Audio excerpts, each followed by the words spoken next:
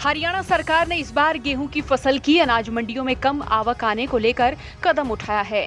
सरकार ने गेहूं के निर्यात को लेकर रोक लगा दी है और मंडियों में गेहूं की सरकारी खरीद 10 दिन और बढ़ा दी है, क्योंकि 1 अप्रैल से 15 मई तक ही गेहूं की सरकारी खरीद का फैसला लिया गया था। गेहूं की निर्यात पर रोक लगाए जाने को लेकर रोहतक के बीजेपी सांसद अरविंद शर्मा ने कहा है कि सरकार का ये कदम सराहनीय है और जनता की भलाई के लिए कदम उठाया गया है। इसके साथ ही उन्होंने रूस और यूक्रेन के युद्ध का भी कनेक्शन जोड़ते हुए क्या कहा, वो आप खुद ही सुन लीजिए। लेकिन जो सरकार कोई भी कदम उठाती है तो हम सोचते हैं कि उस कदम में कोई पॉजिटिव नेगेटिव निकालते हैं, लेकिन सरकार बहुत सोच समझ करके कोई भी कदम उठाती है, वो सोच समझ करके जनता के हित का कदम होता है और जनता के हित में कदम उठाया है कई बातों को देखते हुए।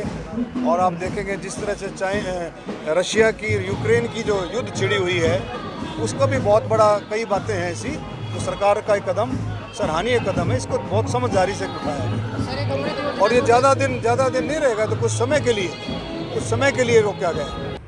अमृत योजना में 350 करोड़ रुपए के भ्रष्टाचार का अरविंद शर्मा ने सीएम के सामने ही सवाल उठाया था कि वो कौन लोग हैं जो रोहतक शहर की अमृत योजना के 350 करोड़ रुपए खा गए।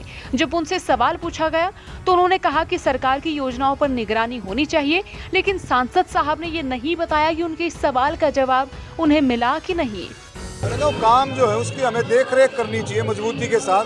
कोई भी काम सरकार का है विकास के कामों में उसकी देख रेख करके हम उसको मजबूती से आगे बढ़ाएं। 29 तारीख को सभी रैली कर रहे हैं बड़े अशोक तंवर ये कह रहे हैं, देखते हैं किसमें कितना है, पता लग जाएगा जनता को।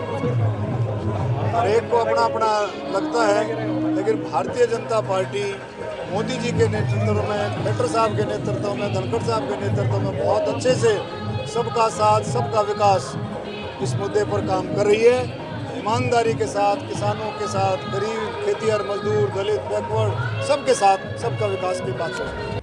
बता दें, भारत ने गेहूं के निर्यात पर रोक लगा दी है। जानकारों का कहना है कि ये रोक इसलिए लगाई है क्योंकि देश में गेहूं का संकट हो गया है। ऐसा दावा किया जा रहा है कि सरकारी योजनाओं के लिए भी गेहूं कम पड़ने की आशंका है। केंद्र सरकार ने कहा है कि भारत गेहूं का एक्सपोर्ट करके दुनिया भर का पेट भर रहा है और फिर अचानक गेहूं की निर्यात पर रोक लगा दी गई, इसलिए इसे गेहूं के संकट से जोड़कर देखा जा रहा है। लेकिन सांसद साहब का कहना है कि सरकार जो भी फैसले करती है जनता के हित में ही करती है। हरियाणा तक के लिए खबर भेजी संवाददाता सुरेंद्र सिंह ने।